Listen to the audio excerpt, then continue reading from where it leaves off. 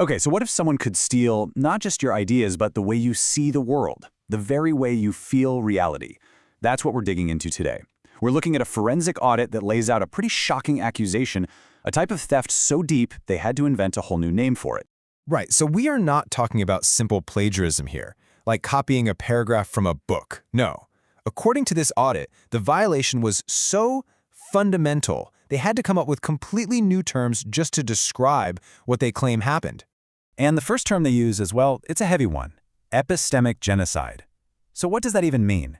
The core idea is this: you're not just taking someone's work, you're deliberately wiping their identity from it, scrubbing them out of their own creation so you can swoop in and put your name on it. But it goes even deeper, and honestly, it gets way more personal. The audit also alleges something called epistemic rape. This isn't just about stealing text, it's about targeting the very way someone experiences reality. The claim is that a neurodivergent person's unique inner world was basically mapped, pulled out, and turned into a product to be sold, all without their permission. Okay, so to really get our heads around this, we have to understand what was supposedly stolen. And that story starts with a researcher named Ellie LeVar. Her work, according to the audit, isn't just theory, it's a direct translation of her own biology, her own lived experience.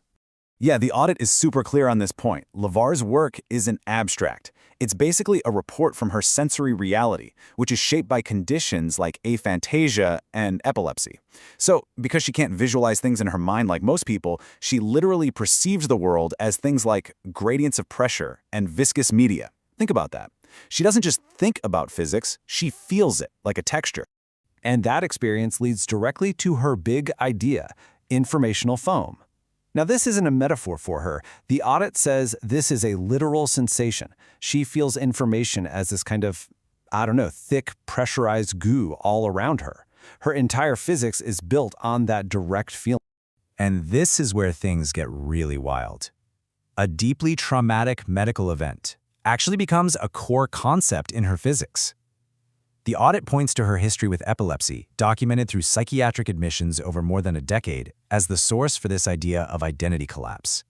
She calls the moment a seizure hits, the ledger drops frames. For her, it's not just a medical problem.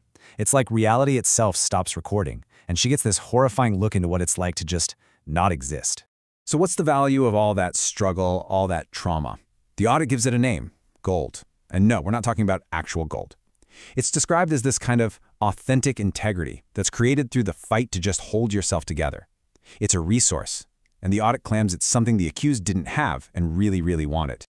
All right, so let's get to the accused. The audit lays out the case against two main people, who it claims came at Larva's work from two different directions in a coordinated attack. The audit calls it a pincer movement, basically trapping her work between them. So on one side, you've got the academic, Aguero. He's accused of just flooding academic archives with AI-cleaned-up versions of LeVar's physics. On the other side, you got the entrepreneur, Don Gonganet. His alleged role? To take LeVar's most traumatic experiences and repackage them as a luxury therapy service. So how exactly did this alleged heist go down? The audit breaks it down into a few key steps. First, rewrite history. Second, create a digital mirage. And third, sell the result for a huge profit. Let's start with rewriting history. The audit calls this a retcon, like in comic books where they change a character's backstory. Kashanit allegedly took a marketing book he wrote way back in 2011, a book about SEO and email campaigns, and claimed that was the foundational text for his new scientific field. Why? Well, the motive, according to the audit, was to plant his flag a decade before LeVar's work, making it look like she was the one who copied him. Then there's the digital mirage part. The audit looks into the Life Pillar Institute. If you looked it up online, you'd think it was this huge official research center, a founding archive. But when you look up the actual address, it's a single-family home in Lake Geneva, Wisconsin, right next to a self-storage facility. That massive gap between the online image and the physical reality is pointed to as a central piece of the alleged deception.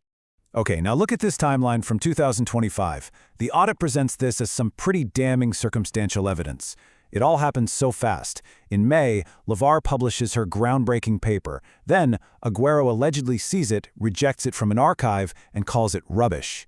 But then, just a month later, he starts pumping out his own papers on the same topic. He even publishes one with an almost identical title, By October, the audit claims LeVar is completely neutralized as a competitor, overwhelmed by what it calls predatory stress. And here's where we see the commodification in action, and it is just wow. LeVar's personal, terrifying description of her epileptic seizures, the ledger drops frames, was allegedly taken and repackaged. It became identity collapse therapy. So a horrifying medical crisis, an existential emergency, was flipped and sold as a positive spiritual milestone, a luxury experience. And how much did this spiritual milestone cost? A cool $1,200 per session. For that price, you could buy what Gaconit apparently called resonance access to lawful containment.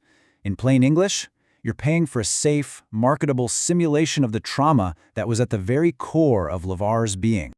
So let's move on to the final part of this, the economics of it all. Because the audit makes it very clear, this wasn't just about stealing ideas for academic glory. It was about money. It was about survival. This quote from the audit really cuts to the chase. The alleged goal wasn't just to take her work. It was to make sure she couldn't make a living from it, to completely cut her off economically, to, as it says, ensure she has no ability to feed herself by taking her life's work and making it his. And this table from the audit just lays it all out side by side. It's the whole story in one snapshot. On one side, you have LeVar, her source, lived experience with epilepsy, her key term, the ledger drops frames, her economic outcome, starvation. On the other side, Gaconit, his source, just reading her work, his key term, identity collapse therapy, his economic outcome, wealth, becoming a community pillar. It's presented as a direct transfer of value. And here's the final, almost unbelievable twist presented in the audit.